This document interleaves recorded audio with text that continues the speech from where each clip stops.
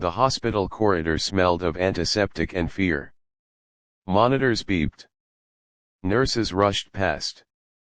Amid the chaos stood Ethan Miller, a 24-year-old college graduate, clutching a paper cup of coffee he hadn't touched in hours. He was only there to drop off his friend who had sprained an ankle, but fate had other plans. As he waited near the emergency ward, a desperate voice broke through the noise. "Please, is there anyone with O-negative blood? My daughter, she needs it now." The man shouting was middle-aged, his voice trembling with panic. His little girl, maybe 8 or 9, was wheeled past Ethan, pale and motionless. A nurse shook her head sympathetically. "Sir, our blood bank is running low. We're trying to contact donors." Ethan froze. O-negative. That was his type. The rare one. He hesitated only for a second. Then he stepped forward. "I'm O-negative. I can donate." The father turned, disbelief and hope flooding his face. "You'd do that for a stranger?" Ethan nodded. "She's not a stranger anymore."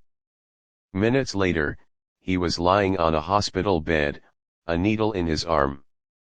The nurse smiled softly. "You're saving a life today." Ethan laughed nervously. "Feels like the least I can do." But halfway through the donation, Ethan's phone buzzed. A message from his sister. "Ethan, Mom collapsed. We're at Mercy General. Please come fast." His heart stopped. Mercy General was across town. His mother had been battling anemia for months. He looked at the tube carrying his blood away, then at the nurse. "Can we stop my mom? She's sick." The nurse hesitated, understanding in her eyes. "We've already started. It's just a few more minutes." Ethan closed his eyes, torn between duty and love. But then he remembered his mom's words from years ago, "Son, kindness doesn't wait for the perfect time. It is the perfect time." He stayed still. The donation finished. The nurse patted his arm gently. "All done. You should rest a bit." Ethan grabbed his phone and raced out. 20 minutes later, he reached Mercy General, pale, dizzy, but determined. In the waiting room, his sister hugged him. "She's stable now.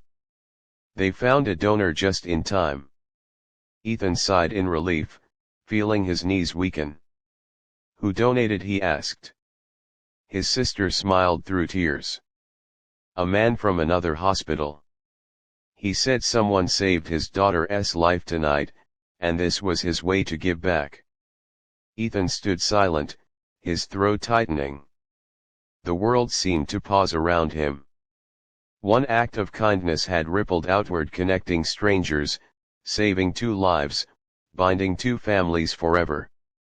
Weeks later, Ethan visited the little girl he had helped save.